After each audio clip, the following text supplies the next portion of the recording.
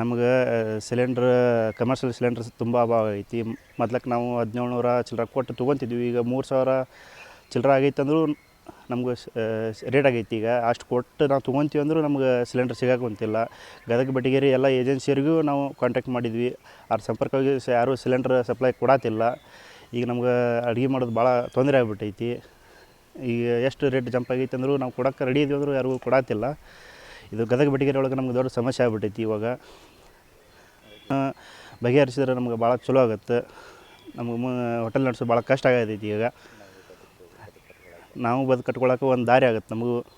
ಇವಾಗ ನಮ್ಗೆ ಅದಕ್ಕೊಂದು ಪರಿಹಾರ ಮಾಡಿಕೊಟ್ರೆ ಭಾಳ ಚಲೋ ಆಗುತ್ತೆ. ಸರ್, ಗ್ಯಾಸ್ ರೇಟ್ ಜಾಸ್ತಿ ಆಗಿದೆ. ಈಗ ನಮಗೆ ಗ್ಯಾಸ್ ರೇಟ್ ಜಾಸ್ತಿ ಆಗಿದ್ದರಿಂದ ಭಾಳ ಸಮಸ್ಯೆ ಆಗಿದೆ ಸರ್.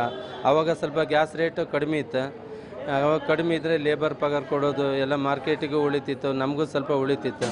ಈಗೇನು ಉಳಿದಿಲ್ಲ ಸರ್. ಹೋಟ್ಲು ನಡೆಸೋದು ಈಗ ಭಾಳ ಕಷ್ಟ ಆಗಿದೆ. ಗ್ಯಾಸ್ ರೇಟು ತುಂಬ ಜಾಸ್ತಿ ಆಗಿದೆ. ಇದ್ರ ಬಗ್ಗೆ ಕೇಂದ್ರ ಸರ್ಕಾರ ಅದ್ರ ಬಗ್ಗೆ ಕಾಳಜಿ ತಗೊಂಡು ಅದೊಂದು ಸ್ವಲ್ಪ ನಮಗೆ ಕಡಿಮೆ ರೇಟ್ ಮಾಡಿಕೊಟ್ರೆ ನಮಗೂ ಅನುಕೂಲ ಆಗುತ್ತೆ. ಹಾಂ ಸರ್, ಹಾಂ ನಮ್ಮದು ಸರ್, ನಮ್ಮದು ಅಡುಗೆ ಎಲ್ಲ ನಾವು ಗ್ಯಾಸ್ ಮೇಲೆ ಮಾಡೋದು. ನಮಗೆ ಕಟ್ಟಿಗೆ ಒಲೆ ಯೂಸ್ ಮಾಡೋದು ಕಡಿಮೆ ಸರ್. ನಾವು ಗ್ಯಾಸಲ್ಲೇ ಆಗೋದಲ್ಲ. ಗ್ಯಾಸಲ್ಲಿ ಆಗೋದ್ರಿಂದ ನಮಗೆ ಭಾಳ ಗ್ಯಾಸ್ ಬೇಕಾಗುತ್ತೆ. ಗ್ಯಾಸ್ ಈಗ ತರೋಕೆ ಹೋದರೆ ಗ್ಯಾಸು ಸಿಗೋಲ್ಲ ಸರ್. ಅಷ್ಟು ನಾವು 3500 ರೂಪಾಯಿ ಗ್ಯಾಸಿಗೆ ಕೊಡ್ತೀವಿ. ಈಗ 3500 ರೂಪಾಯಿ ಕೊಟ್ಟರು ಈಗ ಗ್ಯಾಸ್ ಸಿಗೋದಿಲ್ಲ. ನಮಗೆ ಹೋಟ್ಲು ನಡೆಸೋದು ಭಾಳ ತುಂಬ ಕಷ್ಟ ಆಗಿದೆ. ಈಗೆಲ್ಲ ರೇಟೆಲ್ಲ ಸಿಗಾಬಿಟ್ಟು ಜಾಸ್ತಿ ಮಾಡಬೇಕಾಗಿದೆ. ನಾವು ರೇಟಲ್ಲಿ ಈಗ ಮೊನ್ನೆ ಅಷ್ಟೇ ರೇಟ್ ಜಾಸ್ತಿ ಮಾಡಿದ್ದು. ಈಗ ಮತ್ತೆ ರೇಟ್ ಜಾಸ್ತಿ ಮಾಡುವ ಸಂಭವ ಬಂದಿದೆ ಸರ್. ನಮಗೆ ಈಗ ಭಾಳ ಕಷ್ಟ ಆಗಿದೆ. ಹೋಟ್ಲು ನಡೆಸೋದೇ ಭಾಳ ಕಷ್ಟ ಆಗಿದೆ ಸರ್. ಈಗ ಅದ್ರ ಬಗ್ಗೆ ಕೇಂದ್ರ ಸರ್ಕಾರ ಏನಾರು ಒಂದು ಕಾಳಜಿ ತಗೊಂಡು ನಮ್ಮ ಬಗೆಗೆ ಒಂದು ಸ್ವಲ್ಪ ಕರುಣೆ ತೋರಬೇಕಾಗಿ ನಿಮ್ಮಲ್ಲಿ. ಇವಾಗ ಗ್ಯಾಸ್ ಸಿಲಿಂಡರ್ ರೇಟ್ ಹೆಚ್ಚಿಗೆ ಆಗಿದ ಕಾರಣ ಹೋಟೆಲ್ನಲ್ಲಿ ಸರಿಯಾಗಿ ನಮಗೆ ಬೇಕಾದಂಥ ತಿಂಡಿಗಳು ಸಿಗ್ತಾಯಿಲ್ಲ.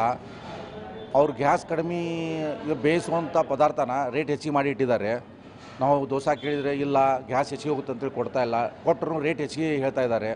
ಸೊ ಹಾಗಾಗಿ ಗ್ಯಾಸ್ ರೊಕ್ಕ ಕೊಟ್ಟರು ಹೋಟೆಲ್ದವ್ರಿಗೆ ಗ್ಯಾಸು ಸಿಗ್ತಾಯಿಲ್ಲ ಅಂತ ಕೇಳಿದರೆ, ಎದಕ್ಕೆ ಅಂತ ಕೇಳಿದರೆ ಕಾರಣ ಗ್ಯಾಸ್ ಸಿಗ್ತಾಯಿಲ್ಲ ರೀ, ಹೆಚ್ಚಿಗೆ ದುಡ್ಡು ಕೊಟ್ಟರು ಸಿಗ್ತಾಯಿಲ್ಲ, ಮತ್ತು ನಾವೇನು ಮಾಡೋನು ಅಂಥೇಳಿ ಹಾಗಾಗಿದೆ. ಸೊ ನಮಗೆ ಕಸ್ಟಮರ್ಗಳಿಗೆಲ್ಲ ಸ್ವಲ್ಪ ಇದನ್ನು ಆಗ್ತಾಯಿದೆ. ಎಲ್ಲ ಹೋಟೆಲ್ರದ್ದು ನಡೆಯೋದು ಗ್ಯಾಸ್ ಮೇಲೆ. ಒಲೆ ಯಾರು ಮೊದಲೇ ನಮ್ಗೆ ಒಲೆ ಯೂಸ್ ಮಾಡೋದಿಲ್ಲ. ಎಲ್ಲರಿಗೂ ಕಮರ್ಷಿಯಲ್ ಗ್ಯಾಸ್ ಬೇಕೇ ಬೇಕು. ಇವಾಗ ಕಮರ್ಷಿಯಲ್ ಗ್ಯಾಸ್ ಬೆಲೆ ದಿನದಿಂದ ದಿನಕ್ಕೆ ಗಗನಕ್ಕೇರ್ತಾ ಇದೆ. ದಯವಿಟ್ಟು ಸರ್ಕಾರದವರು ಈ ಗ್ಯಾಸಿನ ಅಭಾವ ಏನಿದೆ ಇದರದ್ದು ಕಡಿಮೆ ಮಾಡಿ ಹೋಟೆಲ್ ಮಾಲೀಕರಿಗೆ, ಅದು ಹೋಟೆಲ್ ಅಂಗಡಿಗಳಿಗೆ ಗ್ಯಾಸನ್ನು ಸಪ್ಲೈ ಮಾಡಬೇಕಾಗಿ ವಿನಂತಿ. ರೇಟು ಕೂಡ ಕಡಿಮೆ ಮಾಡಬೇಕಾಗಿ ವಿನಂತಿ. ಸರ್ಕಾರಕ್ಕೆ ವಿನಂತಿ. ತಿಂಗಳೊಳಗಡೆ 2ನೇ ಸಲ ಇದು ಏರ್ಸೋದು. ಲಾಸ್ಟ್ ಟೈಮೇ ಏರ್ಸಿದ್ದಾರೆ. ಮೊದಲ ಹೋಟೆಲ್ ಉದ್ಯಮ ಪಾತಾಳಕ್ಕೆ ಹೋಗೈತಿ, ನಡೀತಾ ಇಲ್ಲ. ಅಂಥದ್ರಲ್ಲಿ ಗ್ಯಾಸ್ ಮತ್ತೆ ಸ್ವಲ್ಪ ಹೋಟೆಲ್ ಉದ್ಯಮಕ್ಕೆ ಬರೆ ಹೇಳ್ದಂಗೆ ಇದು ಆಗಬಾರ್ದಾಗಿತ್ತು. ಹೆವಿ ಇದೆ. 900 ಚಿಲ್ಲರೆ ಏನೋ ಏರ್ಸಿದ್ದಾರೆ. ಆಗಬಾರ್ದಾಗಿತ್ತು. ಯಾರೂ ಇಷ್ಟು ಇರಲಿಲ್ಲ. 50 ರೂಪಾಯಿ 100 ರೂಪಾಯಿ ಏರಿದರೆ ಪರವಾಗಿಲ್ಲ, ಹೇಗೋ ಮ್ಯಾನೇಜ್ ಮಾಡ್ಕೊಂಡು ಹೋಗ್ಬೋದು. ಇಲ್ಲಿ ಕೆಲಸಗಾರರಿಗೆಲ್ಲ ಸಂಬಳ ಕೊಟ್ಕೊಂಡು ಅವ್ರಿಗೆಲ್ಲ ಇದು ನೋಡ್ಕೊಂಡು ನಾವೆಲ್ಲ ಟ್ಯಾಕ್ಸ್ ಕಟ್ಕೊಂಡು ಇವೆಲ್ಲ ಮಾಡೋಕ್ಕಾಗೋದಿಲ್ಲ ನಮ್ಮ ಹತ್ರ. ಇದು ಹೆವಿ ಆಯ್ತು. ದಯವಿಟ್ಟು ಕೇಂದ್ರ ಸರ್ಕಾರ ಇದನ್ನು ಕಮ್ಮಿ ಮಾಡಬೇಕು. ದಯವಿಟ್ಟು ಈ ಹೋಟೆಲ್ ಉದ್ಯಮ ಉಳಿಬೇಕಂತಂದರೆ ಗ್ಯಾಸ್ ಬೆಲೆ ಖಂಡಿತವಾಗ್ಲೂ ಕಮ್ಮಿ ಆಗಲೇಬೇಕು. ಇದು ಅತಿ ಆಯಿತು.